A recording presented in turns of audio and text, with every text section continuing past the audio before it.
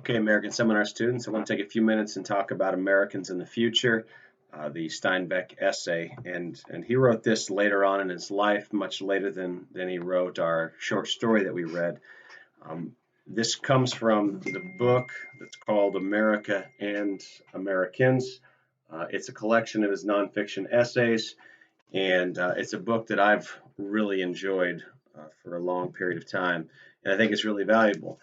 Uh, in terms of Steinbeck and his writing, particularly here, I think it's as if he were looking into the future, or maybe it's just as simple as problems in America have not really changed, but there is so much of this that seems relevant to us today, so much that seems to describe our society. So clearly, this was also going on in the 1960s when he was writing and towards the end of his life.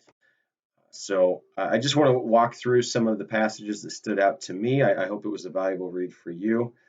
Um, I like right away him calling it a cancerous growth, this thing that was causing all this angst in America, and then that continues to cause angst. He goes on and delineates that it is, our lack of something to do, it is our plenty, it is our comfort. Again, major themes throughout the course of our year in our literature. But he calls it a cancerous growth, and it's infesting Americans.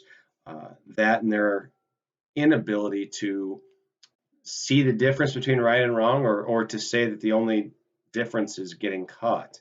So I like the idea of it being a cancerous growth.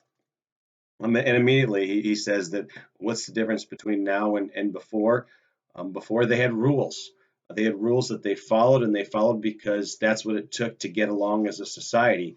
And once we have lost our ability to have rules and have gone to this subjective view of society and of as long as I feel good, I'm going to do it. It's okay as long as I don't think I'm hurting other people. He's calling that out and calling it harmful. Um, Later on, he uses the phrase a wild and terrible self destructive binge. And this is a pattern in America, the binge that comes from plenty, followed by difficult times. Which are we in now? It's tough to tell. What will happen after or because of this pandemic? It's tough to tell. Um, but Americans frequently go on a wild and terrible self destructive binge, and it's just in our nature when we have too much. Uh, I'm on page 394, last full paragraph. Could this be our difficulty that gradually we are losing our ability to tell the difference? The rules fall away in chunks, and in the vacant place we have a generality. It's all right because everybody does it. How often is that used for justification, our comparison morality, where we decide if we are moral individuals or not based on the definition of the people around us? If everybody else is doing it, then it's okay. Or if we can at least say, well, I'm not as bad as that person. That's been our standard too often. Uh, as long as we can show you somebody who is less moral, then we must be good. Steinbeck rejects that in here. Another great quote. The American has never been a perfect instrument, but at one time he had a reputation for gallantry, which to my mind is a sweet and priceless quality. It must still exist, but it is blotted out by the dust cloud of self pity. I fear that social media has increased our tolerance, our appetite, and even our um, advertising of self pity. It has become a common thing to advertise our own despair or to say, look at me and how hard I have it. I just got done teaching a new short story to AP Lit this week where you had people trying to compare who had it worse. And it's almost as if our social media world has made it the cool thing to do to shout out our self pity and to compare it to others in sort of a competition.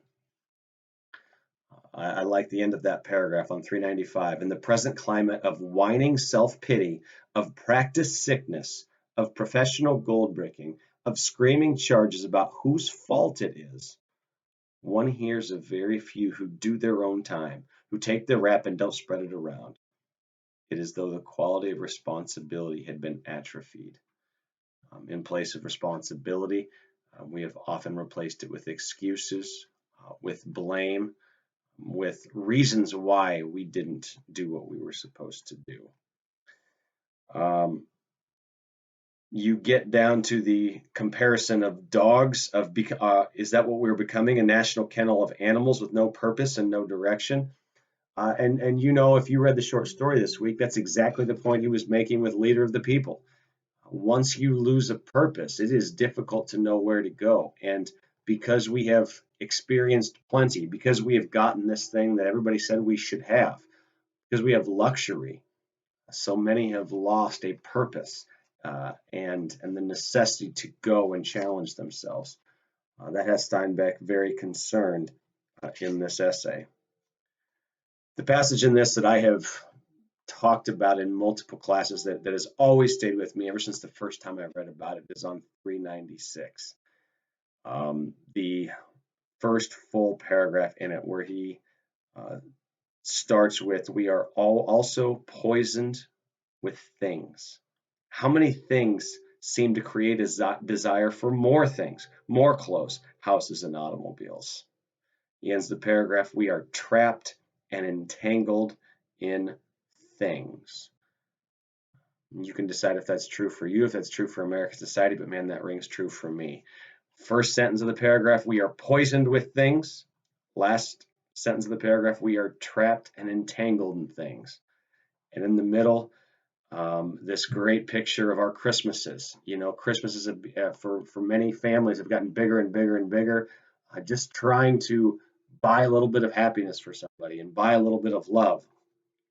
Think of the pure horror of our Christmases when our children tear open package after package, when the floor is heaped with wrappings and presents, say, "Is that all?"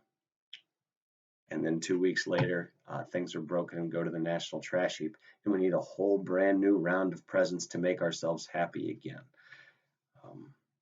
I have always loved that paragraph, and I think it rings true, and I have sat and watched that at family Christmases, unfortunately. Just this barrage of stuff given to kids to keep them happy in the moment. And adults don't need others to do that for them because they often do that to themselves, them collecting a barrage of stuff. They don't need Christmas for that. It's an everyday thing. What stuff can I get? What things can I get that are going to satisfy these 2 minutes of time? So I've always enjoyed that paragraph. 397, increasingly we lose our feeling of wrong. The only shame is in being caught, and this is regarded as normal. How often do you see people around you, or you can ask about yourself, do we lack shame in wrongdoing? We just are ashamed when we get caught because we can justify it. We can say, I'm really a good person. I got caught up in this. I didn't mean to do it. Here are the reasons I did it. And there's no shame for the act. There is shame in the punishment, in being caught, and immediately becomes an argument about my own self-worth rather than perhaps a look at, did I do the moral thing? Did I make the moral choice? And he references back to the JFK statement, "Ask not what your country can do for you, ask what you can do for your country." He says, but he said that not because this selfishness might become evident, but because it is evident. Steinbeck is a believer in original sin. We are prone to selfishness. We need rules to protect us from selfishness. We need encouragement to see the bigger picture. He doesn't say we're incapable of seeing the bigger picture. In fact, this is an essay of hope, an essay of calling us to be more. But he does say our natural inclinations, when we are left to ourselves, we are naturally inclined to selfishness. And so we need encouragement to not be selfish, to not hoard, to not collect things for our own personal happiness, and instead to use our gallantry, our good qualities, the things that make us positively American in order to help others around us.